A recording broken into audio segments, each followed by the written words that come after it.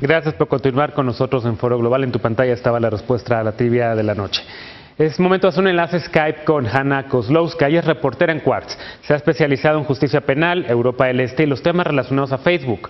Fue becaria en la revista Foreign Policy y trabajó para el New York Times en la sección de opinión y en Times en Polonia. Es politóloga por el colegio Swarthmore en Estados Unidos.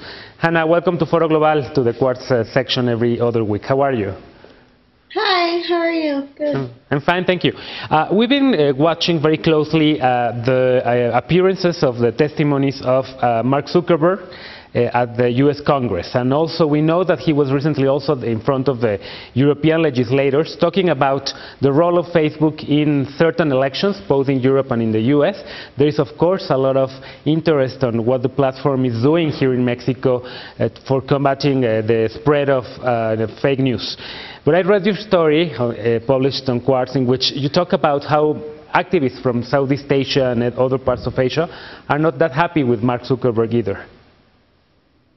Yeah, so last Friday there was a conference in Toronto. I unfortunately was not there, but it was a digital rights conference where a group of activists announced that they were kind of joining together to hold Facebook accountable. These activists were from various parts of the world, actually. So it was Syria, Sri Lanka, Myanmar, Bangladesh, Ethiopia, and Syria.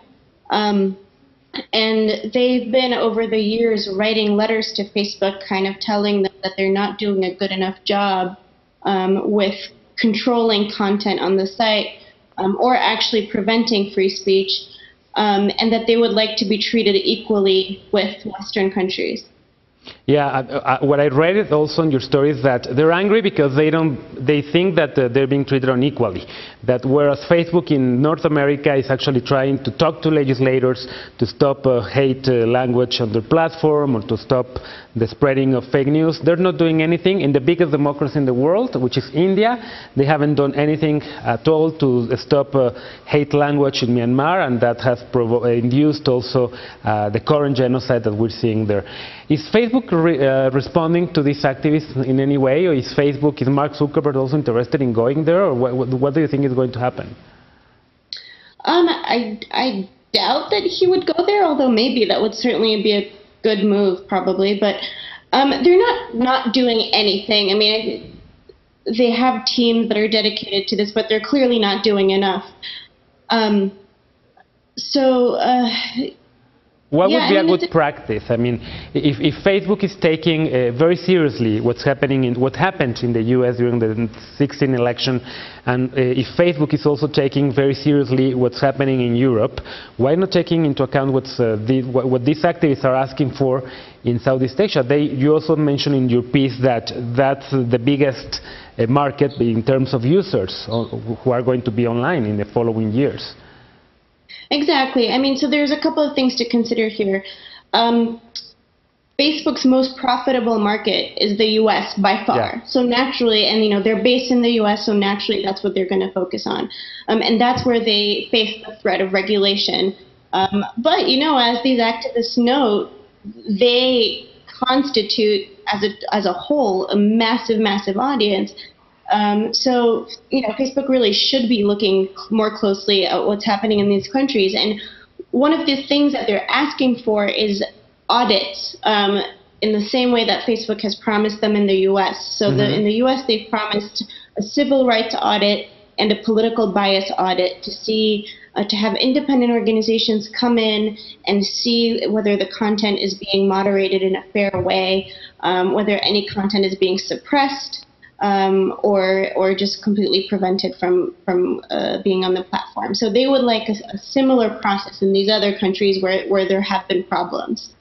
And how does this audit work? Is it a Facebook persona? Is it a Facebook representative who goes there and it's like constantly watching and monitoring what users are posting online? How does it work? Is there an editor, or is also a thing with the algorithms of Facebook that they just like put keywords and they delete it instantly? How does that work?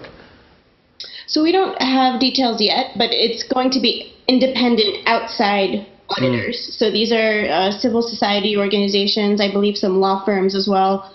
But this is just something that they've said that they would do. They haven't really started, as far as I know. Oh, I see. There was a few years ago a lot of enthusiasm regarding the fact that Facebook was, and I quote, offering free internet to its users around the world. And one of the reasons was because, of course, Facebook reached a limit of the growing of users online, and the only way to get more users online is by providing free internet. And at the beginning, people were happy. No, Facebook is giving us free internet, and now we see that it's kind of switching. Now people are very negative about Facebook. Are you seeing that as well, or is it only my impression that people are now saying Facebook is just like any other big corporation? It's the enemy. It takes our private data, and it's kind of vulnerable as well. Yeah, I mean, I think this is a very big concern because there are countries where Facebook has virtually become the internet.